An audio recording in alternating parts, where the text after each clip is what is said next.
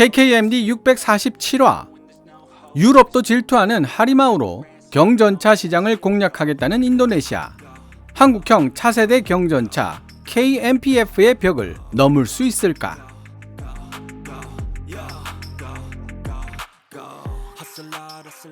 미국의 군사 전문 유튜브 채널 밀리터리 TV는 최근 미 육군이 도입하고 있는 화력 지원 전투 차량 M10 부커에 대해 이런 언급을 하고 있습니다.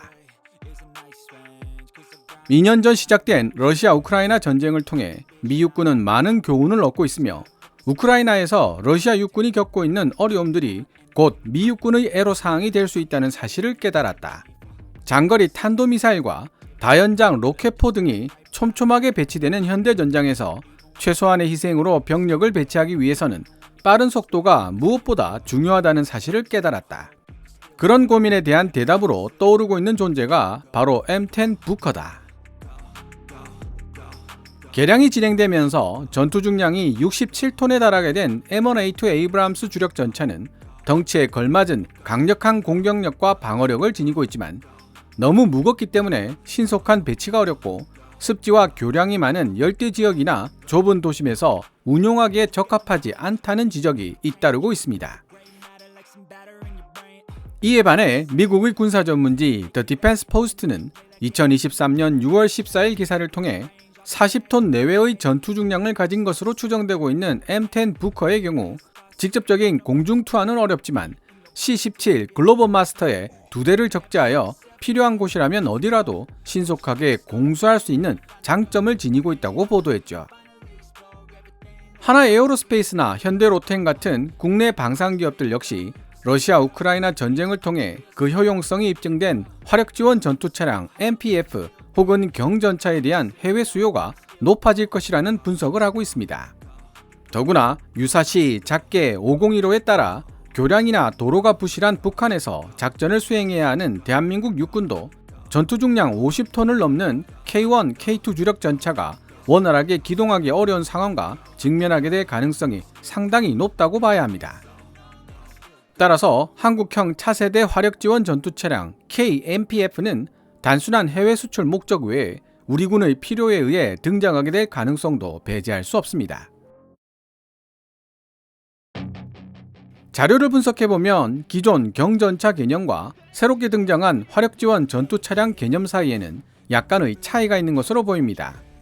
기존 경전차는 공수나 자체 도하가 가능해야 한다는 요구 때문에 전투 중량이 20에서 25톤 정도로 제한되는 반면 화력지원 전투 차량 MPF는 공격력과 방어력도 중요하게 생각하기 때문에 40톤 내외로 전투 중량이 확장되어 있습니다. 경전차와 관련하여 자료를 찾던 중 인도네시아 언론 조나 자카르타가 2023년 12월 4일에 게재한 기사를 발견하게 되었습니다. 인도네시아와 터키가 공동 개발한 중형 전차의 성공을 질투하는 유럽 언론 PT 핀다드가 생산 가능이라는 제목을 달고 있는 이 기사는 터키가 해외 수출용으로 개발한 중형 전차 카플란 MT를 하리마우라는 이름으로 도입한 인도네시아가 세계 경전차 시장에 도전장을 내밀 것이라는 내용을 담고 있습니다. 최근 인도네시아와 터키는 국가전투기 칸이나 214급 잠수함 등을 통해 긴밀한 협력 관계를 과시하고 있는데요. 인도네시아 정계에 강력한 영향력을 행사하고 있는 프라보워 수비안토 국방부 장관은 하나오션과의 잠수함 계약을 백지 상태로 되돌리고 KF-21 보람의 개발 분담금도 체납하면서 발생된 안보 공백을 같은 이슬람 국가인 터키와의 협력으로 돌파하겠다는 보관을 가지고 있는 것으로 분석됩니다. 오늘의 주제와 관련하여 외신 2개를 번역해 볼 예정입니다. 먼저 에이시안 밀리터리 리뷰가 인도네시아 하리마우에 대해 보도한 2022년 11월 9일자 기사를 번역하고 이어 유럽에서 발간되는 EDR 매거진이 한국형 차세대 경전차 KMPF에 대해 보도한 2023년 10월 22일 기사를 번역해 보도록 하겠습니다. 기사 원문은 노란색 글자로 표시됩니다. 인도네시아 국영방산업체 PT 핀다드가 터키 FNSS가 생산한 현대식 중형전차에 대한 1차 인도분 수령을 앞두고 있다. 인도네시아 육군은 총 18대의 경전차를 주문했으며 현재 포탑이 빠져있는 채로 인도된 이 10대의 시스템은 그 주문의 일부를 구성하고 있다. 인도네시아 PT 핀다드와 터키 FNSS가 공동으로 개발한 카플란 MT의 인도네시아 명칭이 바로 검은 호랑이를 뜻하는 하리마우 히탐이다. 이번 1차 인도부는 인도네시아 육군으로 인도되기 전에 CMI 디펜스의 코커릴 C3105 포탑을 장착하기 위해 PT 핀다드로 운송될 예정이다. 35톤의 가벼운 전투 중량을 갖추고 있는 하리마우 경전차는 도로망이 제대로 개발되어 있지 않은 지역이나 교량 연결 지역에서 운용하기에 적합하고 따라서 작전 수행 가능 지역이 보다 확장될 수 있다. 해당 경전차는 차체 앞쪽에 위치한 캐터필러 C13 파워팩을 사용하고 있는데 앨리슨 X300 변속기와 결합된 이 파워팩은 711마력의 출력을 낼 수 있으며 1톤당 22.2마력이라는 준수한 출력대 중량 비율을 제공한다.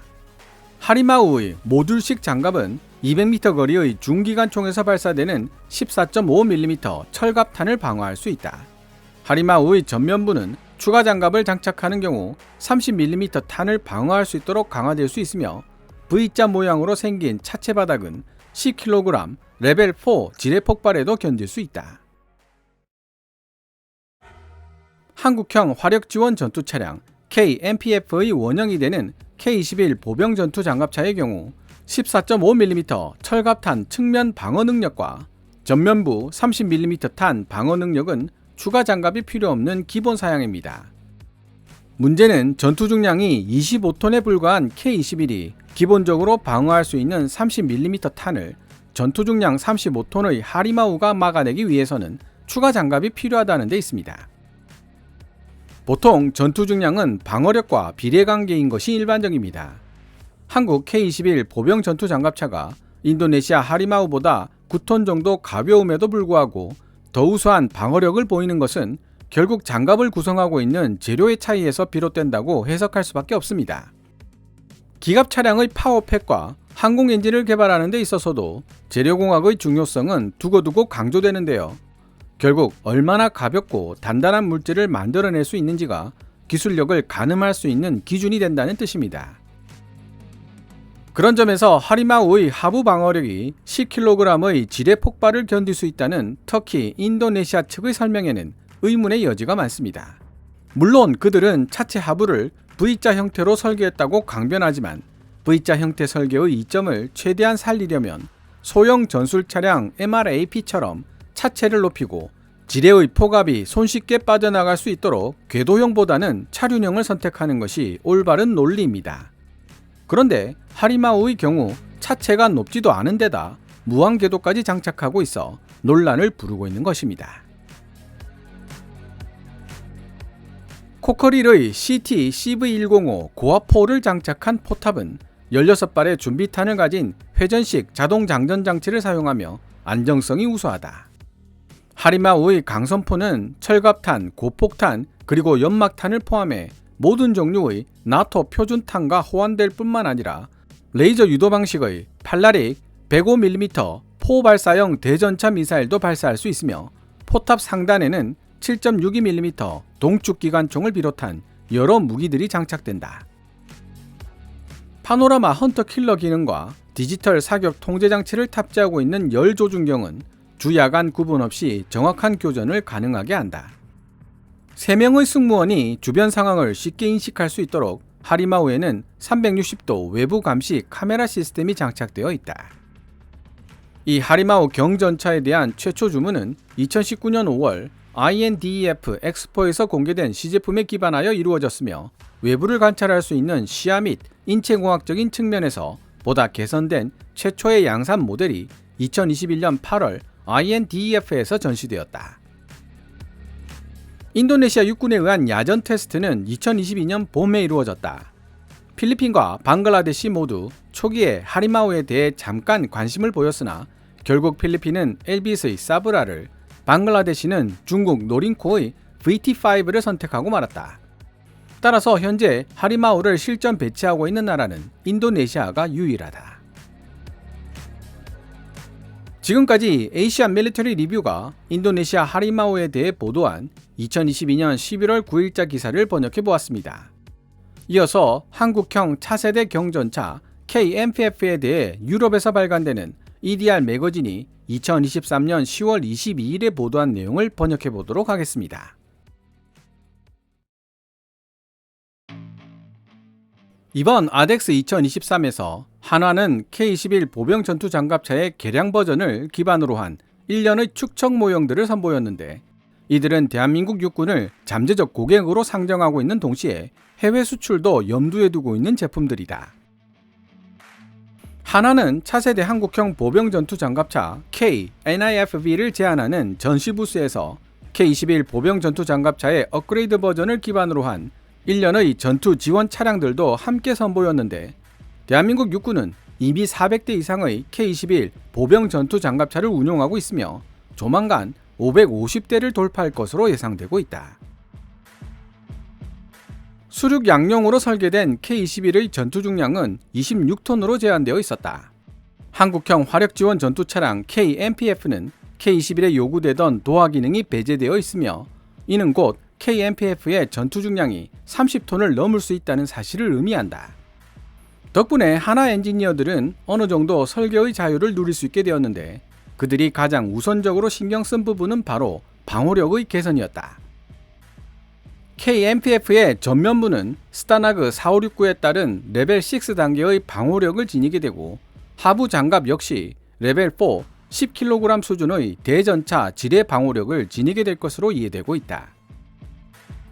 KMPF에 원래 제안되었던 내용은 K21에 장착되어 있는 기존 750마력 두산 2840LXE V10 터보 차지 디젤 엔진 파워팩을 그대로 유지하고 출력대 중량비를 톤당 25마력으로 유지하는 것이었다. 그러나 현재 대한민국에서는 새로운 종류의 파워 솔루션들이 속속 등장하고 있는데, 그중 하나인 디젤 전기 하이브리드로 교체될 수도 있으며, 결과적으로 해외 수출 고객을 끌어들이는데 크게 일조할 가능성이 높다.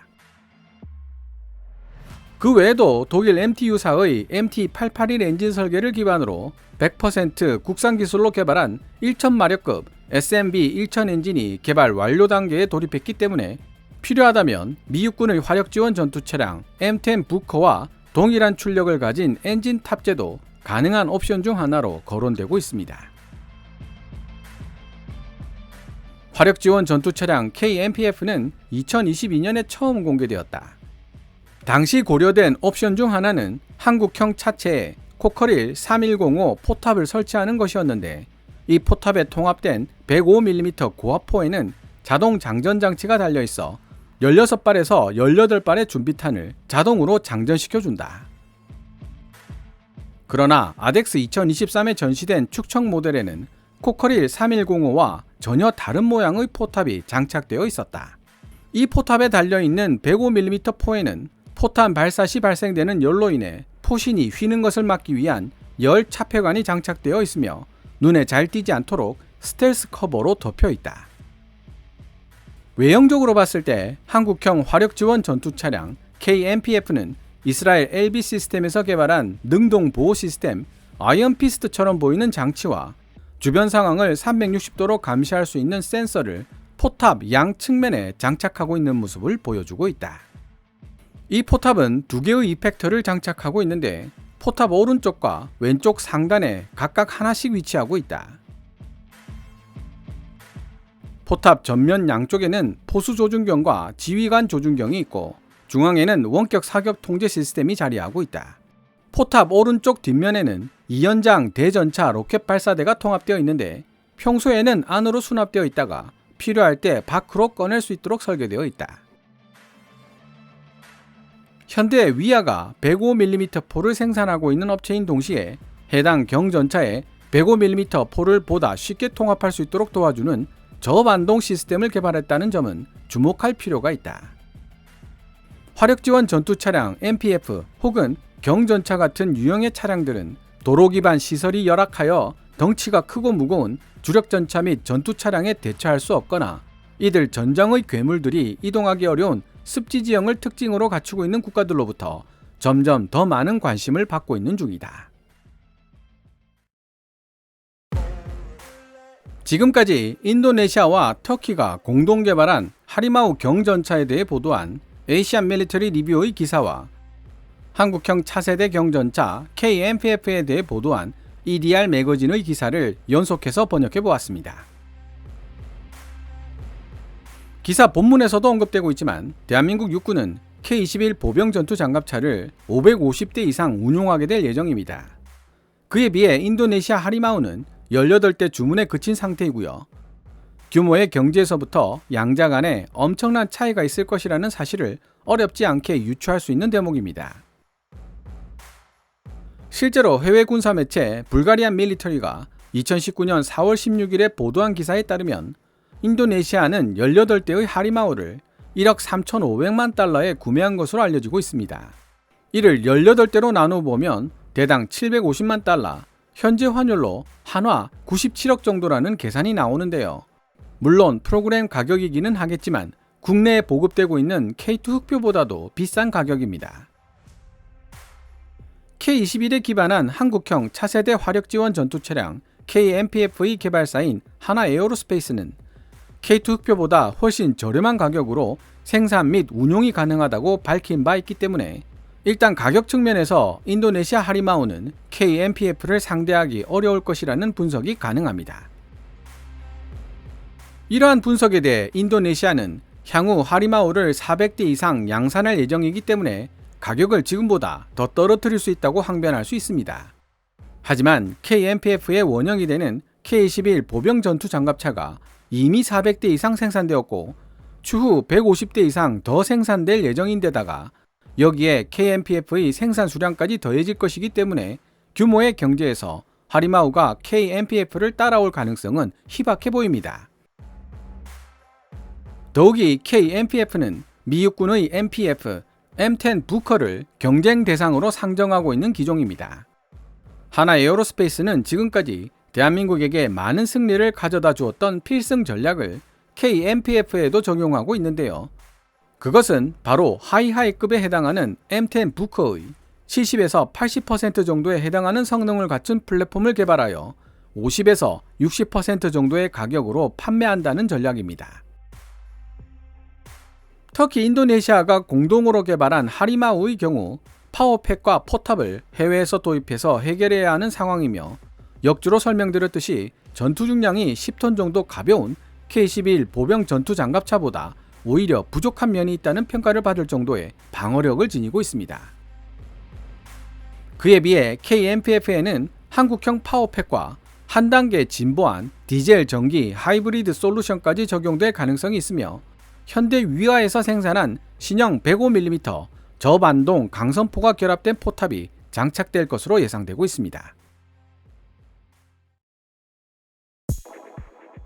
코커릴에서 생산한 CT CV105 고압포를 그대로 도입했기 때문에 나토 표준탑만 사용할 수 있는 하리마우와는 달리 하나 에어로스페이스의 KMPF는 나토 표준탄 외에도 풍산이 개발한 신형 105mm 다목적 고폭탄과 신형 날개 안정 분리 철갑탄을 사용할 수 있게 될 예정입니다.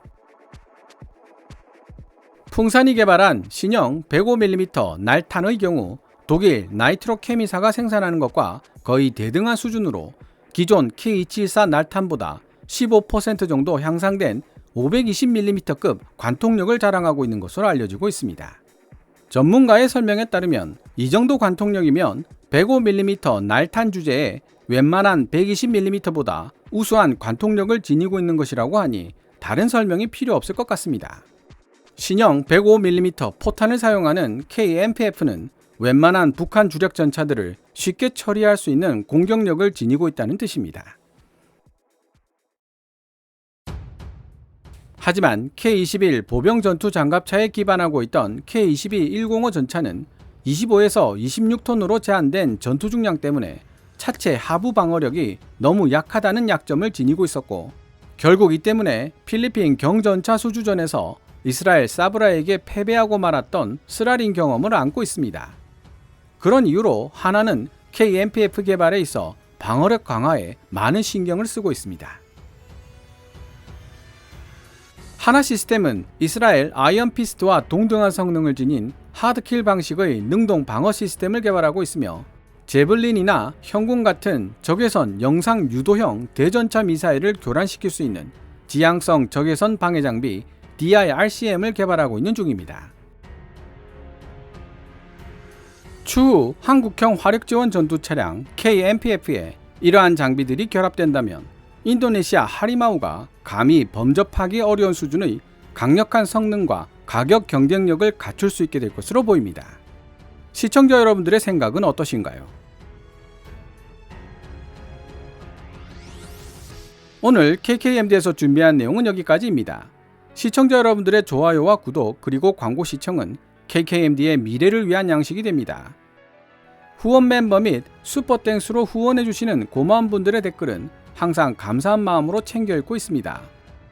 방송되었던 내용들은 KKMD 공식 블로그에서도 만나보실 수 있으니 구글이나 네이버 검색창에서 KKMD를 검색해 보시기 바랍니다. 지금까지 시청해 주셔서 감사합니다. Kevin's Military Channel KKMD